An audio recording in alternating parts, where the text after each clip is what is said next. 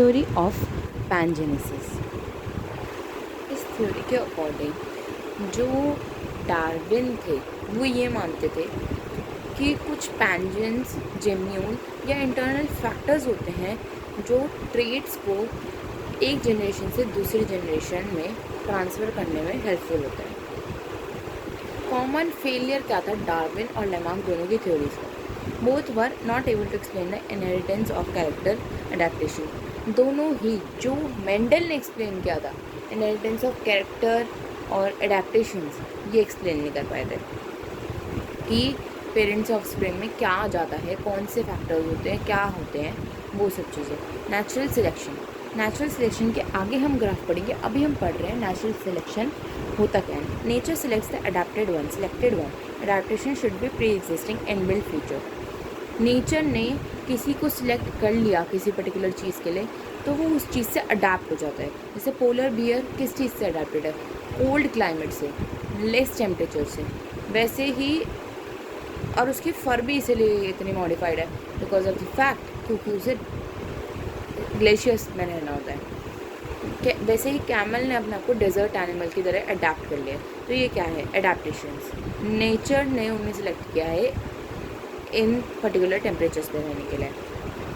Adaptation should be pre existing inbuilt feature. ये कहना चाह रहे हैं अडेप्टेशन जो होता है वो प्री एग्जिस्टिंग है, इनबिल्ट फीचर है, और वो आगे इम्प्रोवाइज हो सकता है, ना कि इनहेरिट। टाइप्स क्या है? Directional natural selection. In the case either extreme genotype value character gets selected. Extreme genotype या एक्सट्रीम की वैल्यू की जाएगी। प्रोग्रेसिव भी बोलते हैं डायरेक्शनल को, प्रोग्रेसिव नेचुरल सिलेक्शन भी। सबसे पहले industrial melanism of England. Industrial melanism क्या है कि या तो वाइट या तो ब्लैक, नॉट बोथ। या तो वाइट जिंदा रहेंगे या ब्लैक जिंदा रहेंगे। ये है इंडस्ट्रियल मेलेनिज्म का प्रिंसिपल। तो ये क्या शो करता है? Directional natural selection.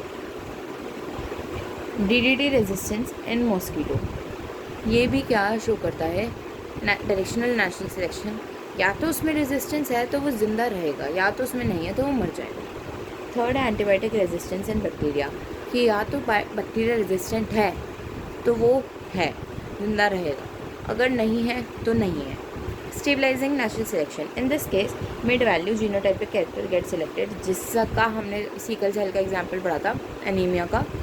Capital A capital small A capital A small A की जिंदा रहने की प्रोबेबिलिटी ज़्यादा है as compare to capital A and small A. एक 4.5 kg का बच्चा और एक 1.5 kg का बच्चा अनहेल्दी है as compare to 2 to 4 kg के बीच में जिन बच्चों का वेट है। स्टेबलाइजिंग नेचुरल सिलेक्शन को हम नॉर्मलाइजिंग या फिर बैलेंसिंग नेचुरल सिलेक्शन भी कहते हैं, क्योंकि इसमें बैलेंस हो रहा है। ना तो ए को प्रायोरिटी मिल रही है, ना स्मॉल ए को। कैपिटल ए स्मॉल ए को प्रायोरिटी मिल रही है। Examples we have already discussed. Chances of survival of a newborn weight between 2 to 4 kg is more as compared to 1.5 or 4 kg. Heterozygous having sickle cell allele shows better survival. Malaria dominating area. Okay. Third is destructive natural selection. In this case, both extreme value genotypic characters get selected. Destructive natural selection में दोनों extreme values को selection कर लिया जाता है। Destructive का कि दोनों एक्सट्रीम वैल्यूज़ का सिलेक्शन हो रहा है। स्टेबलाइजिंग का कि जो मिड वैल्यू है वो ही राइज कर रही है। डायरेक्शनल का या तो वाइट या तो ब्लैक। बहुत ही इजी कर्व है ये अदर बुक्स के ग्राफ है।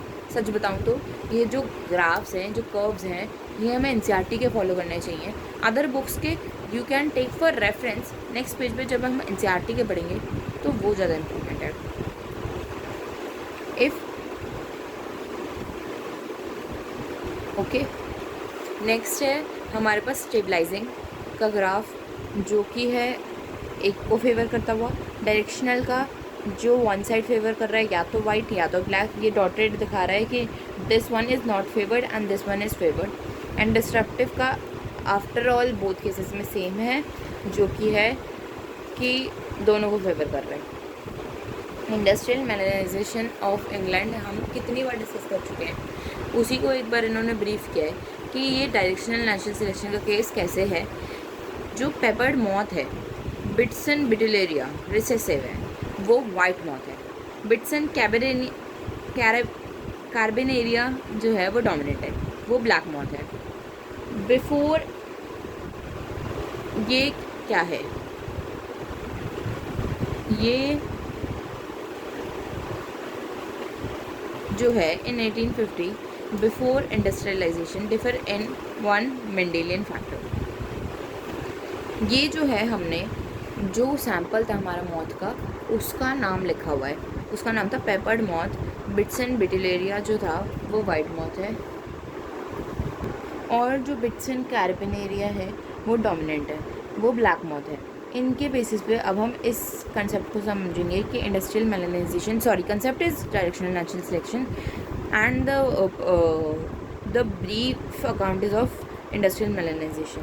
1850 में इंडस्ट्रियलाइजेशन से पहले क्या हुआ था कि वाइट मॉथ्स की संख्या बहुत ज़्यादा थी as compare to black moths. फिर जो नो पॉल्यूशन केस की वजह से वाइट मॉथ्स की ज़्यादा थी, बिकॉज उन्हें कैमोफ्लेज मिल रहा था, white lichens on tree, lichens at the back of tree. Lichens का एक प्रिंसिपल है कि पॉल्यूशन जहाँ होगा लाइकन्स कभी नहीं मिलेंगे, दिल्ली में आपको कभी नहीं मिलेंगे। जो लाइकन्स है वो एक सिम्बायोटिक रिलेशनशिप है बिटवीन एल्गी एंड फंजाई, जो कि एक प्रॉपर क्लीन एयर में हो सकता है, ना कि पॉल्यूटेड एयर में। आप पहाड़ों पे जाओगे तो आपको डेफिनेटली मिलेंगे, बिकॉज पहाड़ों की एयर आज अभी तक एक ऐसी एयर है जो कभी भी कंटामिनेट नहीं हुई है व्हीकल्स या किसी चीज़ की वजह से। यहाँ की दिल्ली की एयर है वो पूरी कंटामिनेटेड है। जो लाइकन्स है वो वाइट कलर के होते हैं, तो वो कैमोफ्लेज प्रोवाइड कर रहे हैं उन वाइट मॉथ्स को। White and black moth at the back of tree. Black बैठता है भैया दिखता है, वाइट मॉथ बैठता है वो कुछ नहीं दिखता, कैमोफ्लेज मिल गया। मेलेनिक मॉथ कहेंगे ब्लैक वाले को, क्योंकि इसमें मेलेनिन की संख्या ज़्यादा है। अगर मैं काली हूँ तो मेरी मेलेनिन की संख्या ज़्यादा है, अगर मैं गोरी हूँ तो मेरी बॉडी में मेलेनिन की संख्या कम है। Black get easily pick by birds ने देख लिया, अरे भैया चलो उठा के। वाइट शोर मोर सिलेक्शन, वाइट को नेचुरल सिलेक्शन का मिल गया कि लाइकन्स ने कैमोफ्लेज कर दिया। 1850 की बात है, 1920 में इंडस्ट्रियलाइजेशन हुआ, इंडस्ट्रीज़ बनी, इंडस्ट्रीज़ बहुत सारी सेटअप हुई, कॉटन मिल इंडस्ट्री, बहुत इंडस्ट्रीज सेटअप होने लग गई। उस टाइम पे फ्लरिश हो गया इंडस्ट्रियलाइजेशन का एरा, और एकदम से इकोनॉमी बूम पे आ गई थी। लिविंग दिस अपार्ट, हम ये बता रहे हैं पॉल्यूशन जो है उससे लाइकन्स डिसअपियर, मर गए, जिस वजह से स्मोक जो है वो डिपॉजिट हो गया बाग्स पे, ट्रीज़ की, जहाँ पे एक समय पे लाइकन्स रहा करते थे वहाँ पे बाग पे क्या डिपॉजिट हो गया, स्मोक गंदा सा, उस इंडस्ट्री के निकलता हुआ धुआं। Everything has its pros and cons, ये मैं पहले बता चुकी हूँ। वैसे इंडस्ट्रियलाइजेशन के जितने इकोनॉमी में बूम में से हमें फ़ायदा हो रहे थे, उतने ही हमें डिसएडवांटेज हो रहे थे पॉल्यूशन की वजह से। खैर कुछ पाने के लिए कुछ खोना भी पड़ता है। स्मोक जो है excessiveness is always worst, but smoke जो है वो डिपॉजिट हो गया बाग पे। वाइट और ब्लैक मॉथ है, उसमें से ब्लैक बैकग्राउंड को, ब्लैक को कैमोफ्लेज मिला, वाइट गेट इजीली पिक्ड, और जो ब्लैक है उसने सिलेक्शन शो किया। सिलेक्शन जो है ब्लैक मॉथ का वो रिजल्ट क्या है, एंथ्रोपोजेनिक इफेक्ट का। ये पूरा जो मैंने चार्ट समझाया इसका क्या रिजल्ट है, किस चीज़ का रिजल्ट है, एंथ्रोपोजेनिक इफेक्ट। एंथ्रोपोजेनिक इफेक्ट को गांठ मान लो कि एंथ्रोपोजेनिक मतलब ह्यूमन इफेक्ट, कि भाई ह्यूमन का इफेक्ट जो हो रहा है उसको हम एंथ्रोपोजेनिक इफेक्ट कहते हैं। एक बात बताओ, अगर इंडस्ट्रीज़ नहीं बनती तो यही चीज़ चलती, ब्लैक ही कम होते जाते, पर हमने एंथ्रोपोजेनिक इफेक्ट करके अपनी टांग घुसेड़ के इंडस्ट्रीज़ बना के वाइट मॉथ्स को कम कर दिया as compare to black. Next is Lederberg replica plate experiment. ये एक्सपेरिमेंट डार्विन के फेवर में है और ये दिखाता है कि जो वेरिएशन है, जो चेंजेस है, वो स्पॉन्टेनियसली जनरेशन में आते हैं, वन जनरेशन आफ्टर जनरेशन। मतलब कि एक एवोल्यूशन के बेसिस पे कोर्स ऑफ टाइम में, मतलब टाइम टू टाइम ये एवोल्यूशन आती है, ना कि स्पॉन्टेनियसली आ जाती है। जनरेशन आफ्टर जनरेशन ही हम एवोल्यूशन एक्सपीरियंस कर सकते हैं। This experiment explain the changes in genetic material are the basis of variation. Genetic material में अगर तुम्हारा चेंज आएगा तो ही तुम्हारी वेरिएशन आ सकती है, और वेरिएशन लीड्स टू एवोल्यूशन, तभी एवोल्यूशन हो सकता है। अगर genetic material as it is है तो तुम्हारा कभी भी एवोल्यूशन नहीं हो सकता। जैसे हमने पीछे पढ़ा था, जर्म प्लाज्म में अगर हमारे वेरिएशन आ रही है तो ही हमारी एवोल्यूशन पॉसिबल है। उसमें एक एक्सपेरिमेंट उन्होंने करके दिखाया। मास्टर प्लेट क्या है? एक मीडियम है जिसमें बहुत सारी बैक्टीरियल कॉलोनीज हैं। वुडन बाग क्या है? एक वुडन बाग पे हमने वेलवेट क्लॉथ रख दिया है। वेलवेट का एक बहुत ब्यूटीफुल हमने क्लॉथ बिछा दिया है। उसको हमने प्रेस किया है मास्टर प्लेट पे। मास्टर प्लेट पे हमने उसको प्रेस कर दिया, इसको हमने इस पर प्रेस कर दिया।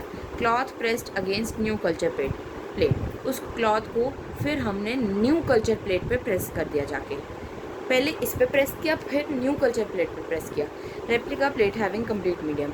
रेप्लिका बन गई उसी मास्टर प्लेट की, इसके पास भी कंप्लीट मीडियम है, सारी कॉलोनीज इस पर। फिर स्ट्रेप्टोमाइसिन एक एंटीसेप्टिक है बैक्टीरिया के लिए। स्ट्रेप्टोमाइसिन हमने यूज़ की तो कुछ कॉलोनी सर्वाइव कर गई, कुछ डेड हो गई। तो ये क्या दिखाता है कि स्ट्रेप्टोमाइसिन रेजिस्टेंस कुछ कुछ कॉलोनीज़ में थी तो वो सर्वाइव कर गई, और कुछ कॉलोनीज़ में नहीं थी तो वो मर गई, बस। Y chromosome, mitochondrial DNA and DNA of RNA evolutionary changes को ट्रैक करने के लिए हेल्प करते हैं। होमोलोगस ऑर्गन्स हमने पीछे पढ़ा है, डाइवर्जेंट एवोल्यूशन के लिए रिस्पॉन्सिबल होते हैं, कि जिनका ओरिजिन तो सेम है, जिनका फंक्शन तो सेम है बट ओरिजिन डिफरेंट है, तो वो होमोलोगस ऑर्गन्स होते हैं। पर जिनका एनालॉगस ऑर्गन्स होते हैं कन्वर्जेंट एवोल्यूशन के लिए, जिनका ओरिजिन सेम है बट फंक्शन डिफरेंट है, कभी कभी सिमिलर भी हो सकता है। तो होमोलोगस ऑर्गन्स, फॉसिल्स और वेस्टिजियल ऑर्गन्स क्या है? एविडेंस है फेवर में ऑर्गेनिक एवोल्यूशन के, कि जो एवोल्यूशन है वो ऑर्गेनिक हुई है। जो एनालॉगस ऑर्गन्स है वो ऑर्गेनिक एवोल्यूशन के लिए हमें एविडेंस नहीं प्रोवाइड करते। हार्डी-वीनबर्ग लॉ जो है काफ़ी इंपॉर्टेंट लॉ है, और इस पर काफ़ी न्यूमेरिकल्स भी पूछे जाते हैं। If you don't know, Hardy-Weinberg law में काफ़ी अच्छे न्यूमेरिकल्स बन सकते हैं जो हमसे इजीली -4 -5 कराने में हेल्प कर सकते हैं मतलब प्रूफ हो सकते हैं हमारे लिए। तो हार्डी-वीनबर्ग की हमें काफ़ी प्रैक्टिस भी चाहिए होती है।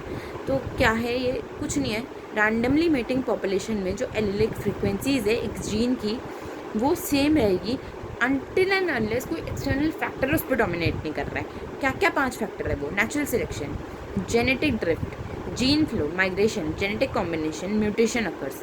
मतलब वो ये कह रहा है कि एक रैंडमली मेटिंग पॉपुलेशन में बस ये मान लो तुम, कोई चेंज होना नहीं चाहिए, इतना सा भी कोई चेंज होना नहीं चाहिए कि भाई अगर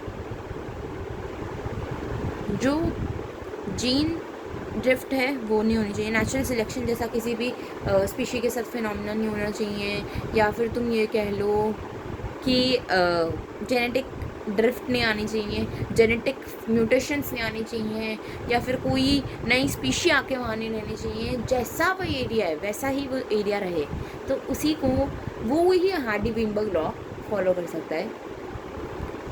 बात है डोमिनेंट एलील की, तो तुम हार्डी-वीनबर्ग में डोमिनेंट एलील को P से रिप्रेजेंट करते हो और रिसेसिव एलील को Q से रिप्रेजेंट करते हो, और P और Q का सम हमेशा 1 होगा, no matter what. P plus Q का square is P square plus 2PQ plus Q square is equal to 1। जब हम क्रॉस करेंगे capital T and capital T small t का, तो ये हमने जेनेटिक्स में बहुत डीपली करा है, तो आई डोंट थिंक कि इसको यहाँ पे मैं बहुत अच्छे से समझाऊंगी। Genetics is coming soon guys, please subscribe, ताकि आप जेनेटिक्स भी समझ सके मेरे से। And soon we will continue with biotech.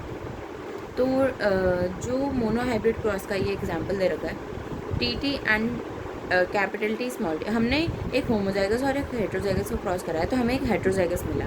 Heterozygous में हमें क्या मिला? कैपिटल T को हमने मैंने कहा डोमिनेंट एलील को P कहते हैं, तो P स्क्वायर हो गया ये, क्योंकि ये दोनों डोमिनेंट है। Capital T small t and capital T small t को हम 2PQ से रिप्रेजेंट करेंगे, क्योंकि ये जो है ये डिफरेंट वैल्यूज़ हैं, मतलब हेट्रोजाइगस कंडीशन है। आई मीन टू से होमोजाइगस रिसेसिव में हमने ऊपर पढ़ा है, रिसेसिव में Q बोलते हैं रिसेसिव, तो इसे कहते हैं Q स्क्वायर। तो इसकी वजह से हम कुछ क्वेश्चंस कर रहे हैं numericals as we discussed. Calculate the allelic frequency of the dominant. जो हार्डी बीनबर्ग की इक्वेशन का स्टेटमेंट है वो आप CBSE के लिए लर्न करके कर सकते हो. बाकी for NEET you can just memorise the basics. वही जो मैंने 4-5 पॉइंट्स बताए कि ये सारी चीज़ें अनऑल्टर्ड रहनी चाहिए जिस वजह से हम हार्डी बीनबर्ग फॉलो करें. और ये कुछ क्वेश्चंस हैं. एलिलिक फ्रिक्वेंसी हमें फर्स्ट क्वेश्चन में बतानी है. अगर फ्रीक्वेंसी ऑफ रिसेसिव एलील 0.3 है तो हमें बताइए भाई P+Q बहुत बेसिक क्वेश्चन है. P+Q 1 होता है तो 0.3 + Q 1 है तो Q इज़ 1 - 0.3. ओके, तो ये हमारा हो गया 0.7. नेक्स्ट है हमारा calculate number of homozygous dominance plant of number of homozygous recessive plant are 160 out of 1000. अगर होमोजाइगस रिसेसिव 160 आउट ऑफ 1000 है तो होमोजाइगस डोमिनेंट बताओ.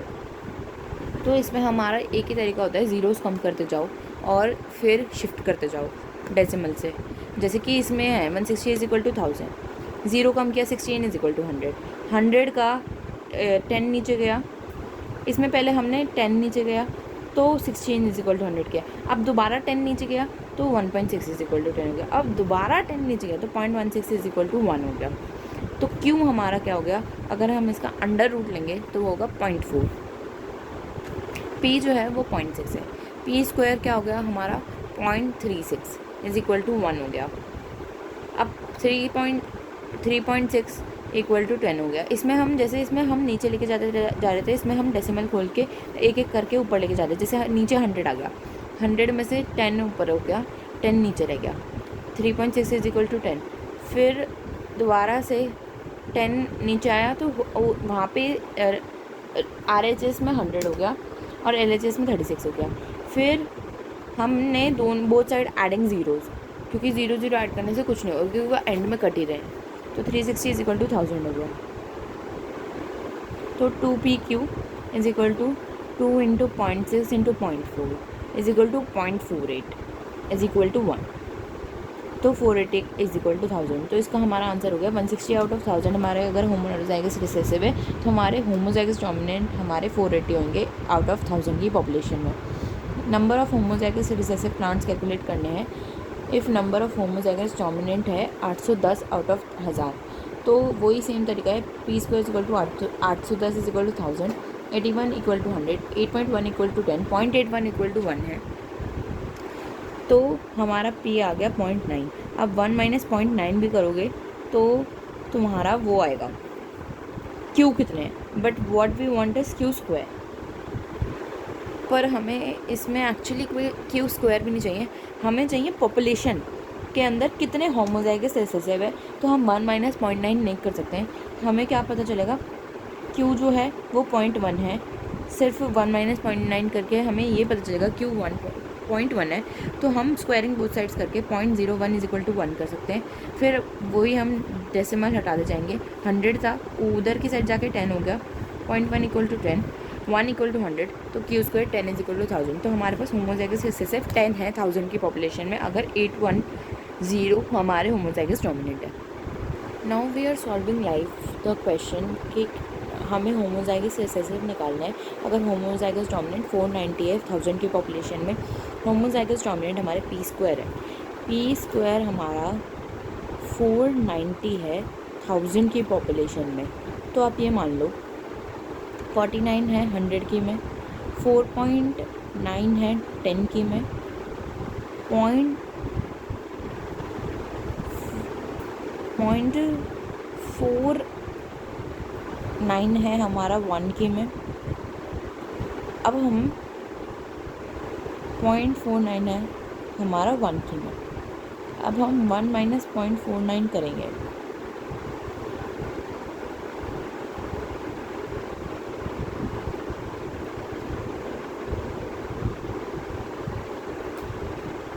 तो हमारा आएगा 0.51.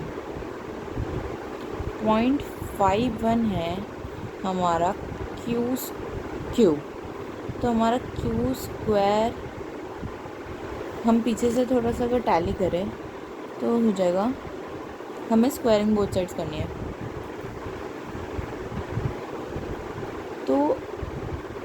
स्क्वायरिंग बोथ साइड्स करके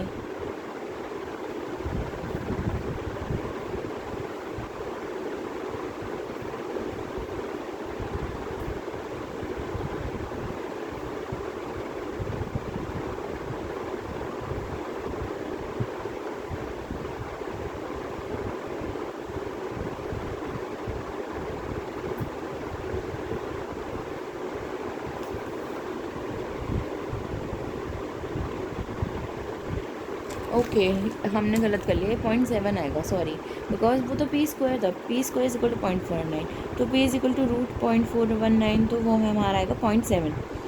वहीं हमारा 0.7 अगर यह आ गया तो 1 माइनस 0.7 अगर आप करेंगे तो आपको मिलेगा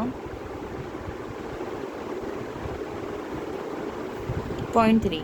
अब हम 0.3 के बेसिस पे करेंगे क्यू स्क्वायर का, वेरी इजी। ये आ गया हमारा 0.3 का स्क्वायर, ठीक है। स्क्वायरिंग बोथ साइड करेंगे तो 0.3 का स्क्वायर रहेगा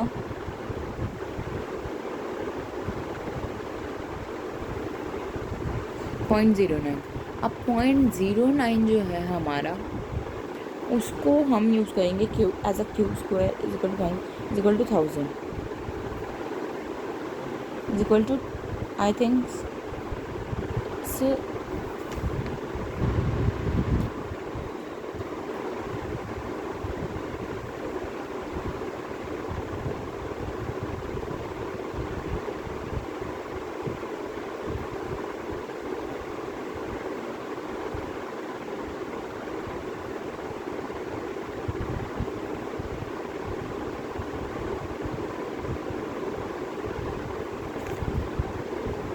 so we are getting, what we are getting is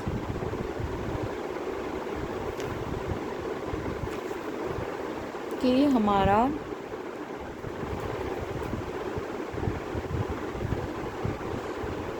point 9 is equal to 100 आ रहा है।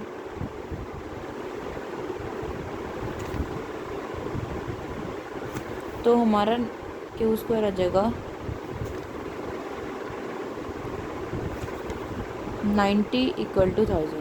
90 इज़ द आंसर, तो इसका answer we have got 90। Next we have is calculate the frequency of dominance and recessive allele, number of heterozygous is 480 out of 1000। 0.6 एंड 0.4 आ रहा है because of the fact कि इसमें हमें 2PQ 480 दे रखा है, तो PQ हमारा आ जाएगा 48 equal to 100, 2PQ is equal to 4.8 equal to 10, 2PQ is equal to 0.48। हम डेसिमल पे हटा के उधर, जैसे मैं इसमें 10 था, फिर 10 उधर गया तो 100 हो गया, अब 100 नीचे गया तो वो 0.48 हो गया, 2PQ is equal to 0.48। I hope you are getting. PQ जो है 0.48/2 है, तो ये हो गया 0.24। P+Q 1 होता है एज वी ऑल नो। 0.6 और 0.4 को अगर मैं प्लस करूँगी तो 1 आएगा। बाकी सब में आप एक बार देखो, फर्स्ट ऑप्शन में 0.8 प्लस 0.3 1.1 है, जो कि पॉसिबल नहीं है। ऑप्शन 3 और 4 में 0.7 इंटू 0.3 वाले ऑप्शन में 0.21 आ रहा है, और फोर्थ ऑप्शन में बोथ 1 एंड 2 को फेवर कर रहा है, जबकि फर्स्ट वाला is not valid because of the fact कि इनका सम 1.1 आ रहा है जो 1 से ऊपर आ रहा है, और थर्ड वाले में 1 नहीं आ रहा है, बट अगर हम 0.7 इंटू 0.3 करें तो 0.21 आ रहा है, जो कि बिल्कुल गलत है ऊपर वाले पैटर्न के हिसाब से, क्योंकि हमारा पॉइंट P और Q को प्लस करके 0.24 है, ना कि 0.24 आ रहा है, ना कि 0.21, तो इसलिए हमारा सेकेंड ऑप्शन आंसर हो जाएगा। ये हम बिना सॉल्व करे भी निकाल सकते थे। Next question is calculate allylic frequency of dominant recessive frequency if number of heterozygous plants 250 है 500 में से, PQ 250 है 500 में से, 25 50 है, 2.5 हमारा 5 है, तो 0.5 हमारा 1 हो गया, क्योंकि हमने 5 से 2.5 को कट कर दिया है, नीचे 5 को उधर लेके जाके 0.5 हो गया, तो 2PQ हमारा 500 हो गया है 1000 के उसमें, तो 2 इंटू 250 अगर हम करेंगे तो हमारा आएगा 1।